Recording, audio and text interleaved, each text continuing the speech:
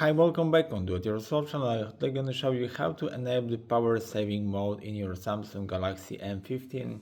To do this operation, slide up, go to settings here, set for the battery, and there is a power saving. Yep, you can enable it.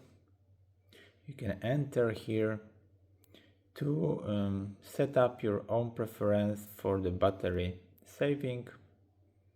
You can limit CPU, you can decrease brightness, you can turn off 5G and limit apps to home screen. Yep. Anyway, you can take the battery protection by hitting by here with the basic, adaptive or maximum. So that's it about the power saving mode. So I hope the video is helpful for you. If yes, you can leave like, leave comment and leave subscribe, and see you by next video. Hey!